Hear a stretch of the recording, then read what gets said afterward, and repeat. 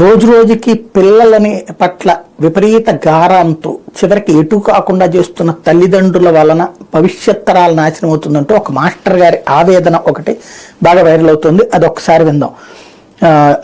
నా పేరు ఎన్ఎస్ఎన్ రెడ్డి. నేను కరీంనగర్ జిల్లాలోని ప్రభుత్వ పాఠశాల ఉపాధ్యాయుని. తల్లిదండ్రులకు చేతులు జోడించి నమస్కరించి చేసుకుంటున్న విన్నపం ఏమనగా, క్రమశిక్షణకు మార్పేరుగా ఉండే పాఠశాలలో విద్యార్థుల హెయిర్ స్టైల్పై, వారి నడవడికపై ఎన్నిసార్లు హెచ్చరించిన వారి ప్రవర్తన మార్పు రావడం లేదు. ఉపాధ్యాయులు చూస్తూ ఏం చేయలేని నిస్సహాయ స్థితిలో ఉంటున్నారు. తల్లిదండ్రులకు తమ పిల్లలపై శ్రద్ధ నియంత్రణ లేకపోతే ఇలానే తయారవుతారు. క్రమశిక్షణ మాటలతో రాదు, కొద్దిపాటి దండన భయభక్తులు ఉంటేనే వస్తుంది.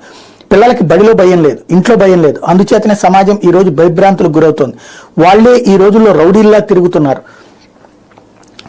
ఇక్కడే గురువుని గౌరవించని సమాజం వినాశకాలానికి గురవుతుంది. ఇది నిజం. గురువు అంటే భయం లేదు, మరియు గౌరవం లేదు. ఇక చదువు సంస్కారం ఎట్లా వస్తుంది? కొట్టద్దు, తిట్టద్దు, బడికి రాని వాడిని ఎందుకు రావట్లేవు అని అడగద్దు. చదవాలని, హోంవర్క్ అని కొట్టినా తిట్టినా టీచర్లదే తప్పు. 5వ తరగతి నుండే కటింగ్ స్టైలు, చినిగిన జీన్స్ గోడల మీద కూర్చోవడం, వెళ్లే వాళ్ళని వచ్చే వాళ్ళని కామెంట్ చేయడం, అరే సార్ వస్తున్నారు రాని అంటే వస్తే రాని అనే పరిస్థితి.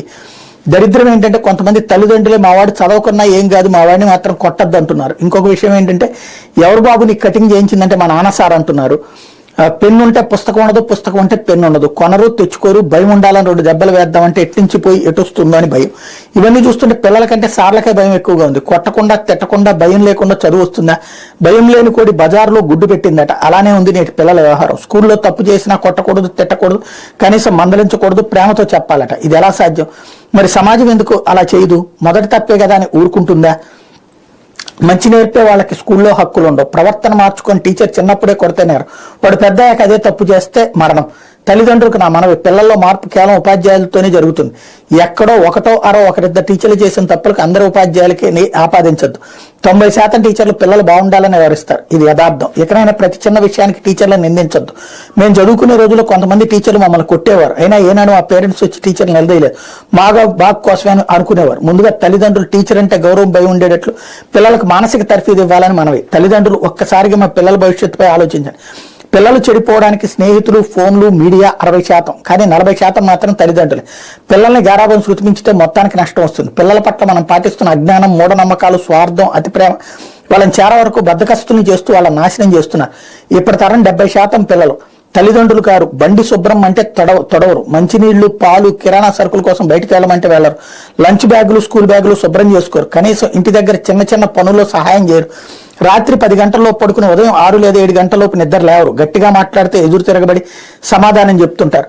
తిడితే వస్తువుని విసిరి కొడతారు. ఎప్పుడైనా దాచుకోమని డబ్బులు ఇస్తే మనకు తెలియకుండా ice creams, cool drinks, noodles, ఫ్రెండ్స్కి పార్టీలు, ఫ్రెండ్స్ కోసం గిఫ్ట్లు కొనుగోలు చేస్తున్నారు. మైనర్ పిల్లలకు బైకులు ఇవ్వడం, వారి యాక్సిడెంట్లకు చేయడం, కేసుల్లో ఇరుక్కోవడం. ఆడపిల్లలు అయితే తిన్న కంచం కూడా కడగడం లేదు. ఇల్లు ఓడ్చమంటే కోపాలు వచ్చేస్తున్నాయి. అతిథులు వస్తే కనీసం గ్లాసులు మంచినీళ్ళు ఇవ్వాలన్న ఆలోచన లేని అమ్మాయిలు కూడా ఉన్నారు. 20 సంవత్సరాలు దాటినా చాలా మంది ఆడపిల్లలకు వంట చేయడం రాదు. బట్టల పద్ధతిగా ఉండాలంటే ఎక్కడ లేని కోపం వీళ్ళకి. కల్చర్, ట్రెండ్, టెక్నాలజీ పేట వింత పోకళ్ళు. వారిస్తే వెర్రి పనులు. మనమే పిల్లల చేత అవన్నీ చేయించడం లేదు. పై వాటికి కారణం మనమే. ఎందుకంటే మనకు అహం, పరువు మరియు ప్రతిష్టలు అడ్డొస్తున్నాయి. చూసే వాళ్ళకు మనం మంచి హోదాలో ఉండాలి. రిచ్ లుక్, స్టేటస్ మెయింటైన్ చేయాలనే భ్రమలో ఉన్నాం.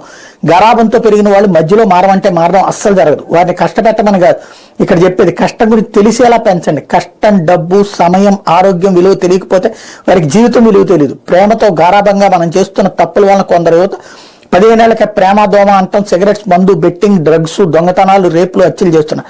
మరి కొంతమంది సోమరిపోతులా తయారవుతున్నారు. అభినయాలు కనబడడం లేదు. అనుకోగా ఉండటం రాదు. సంస్కృతి సంప్రదాయాలు పట్టించుకోవడం లేదు. ఇలాగే ఉంటే కొంతకాలానికి తల్లిదండ్రులు గౌరవించే పద్ధతి కూడా లేకుండా పైన ఆశ్చర్యపోవాల్సిన అవసరం లేదు. భార్యకు వంట వండడం సరిగా రాదే నేటి యువత బిర్యానీలు, కర్రీ పాయింట్లు వెంటపడుతూ చిన్న వయసులోని gastric ulcer, gall bladder stones, kidney స్టోన్లు బారిన పడుతున్నారు. మరొక ఫ్యాషన్ ఏంటంటే పెరుగు, మజ్జిగ తీసుకుంటే వాంతులు చేసుకోవడం. కొన్ని ఆహార పదార్థాలు ఎంత ఆరోగ్యకరమైన కూడా వాళ్ళకి అనవసరం. కాలేజీ పిల్లలు అయితే సరిగ్గా పిడికిలు పెట్టేంత టిఫిన్, లంచ్, చిన్న బాక్స్ రైస్. చాలా మంది ఫ్రూట్స్ అస్సలు తినరు. గర్భవతులైన తర్వాత వాళ్ళ బాధలు వర్ణాతీతం. టోటల్ మెడిసిన్ మీద డిపెండ్ అవ్వడం. 100లో 90 మంది సిజేరియన్ ద్వారా పిల్లలకి అంటున్నారంటే వారి శారీరక పటుత్వం ఎంత పడిపోయిందో ఆలోచించండి. అలా ఉంటే పుట్టే పిల్లలు కూడా ఏదో ఒక జన్యు లోపంతో పుడుతున్నారు. 3వ తరగతి పిల్లాడికి సోడా బుడ్డి లాంటి కళ్ళద్దాలు. 5వ తరగతి వారికి అల్సర్, బీపీలు. 10వ తరగతి దాటేలోపు ఎన్నో ఆరోగ్య సమస్యలు వస్తాయి.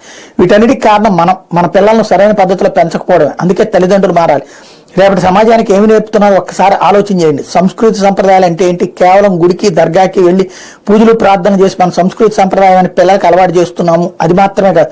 సంప్రదాయం అంటే అలా అనుకోవడం కూడా కొంత పొరపాటు. పిల్లలకి బాధ్యత, మర్యాద, గౌరవం, కష్టం, నష్టం, ఓర్పు, సహనం, దాతృత్వం, ప్రేమ, అనురాగం, సహాయం, సహకారం, నాయకత్వం, మానసిక దృఢత్వం, కుటుంబ బంధాలు, అనుబంధాలు, దైవభక్తి, దేశభక్తి కొంచెం కష్టమైనా సరే ఇవి తప్పక చిన్న వయసులోనే పిల్లలకు అలవాటు చేయాలి. మంది కోసం బ్రతకద్దు, మన ఆరోగ్యం కోసం, మన ఆనందం కోసం బ్రతుకుదాం అంటూ కొంచెం ఇవన్నీ అలవాటైతే ఆరోగ్యం, మానసిక పరిస్థితి, సామాజిక స్పృహ, ఉత్తమ జీవన విధానం వాళ్ళకి అవలంబించిన వారవుతాం. భావితరాల పిల్లల కోసం పిల్లల్ని మార్చే బాధ్యత మనందరి మీద ఉంది. చదివిన వాళ్ళందరికీ విన్నపం అంటూ ఇది అందరికీ తెలియజేయమని చెప్తున్నాడు.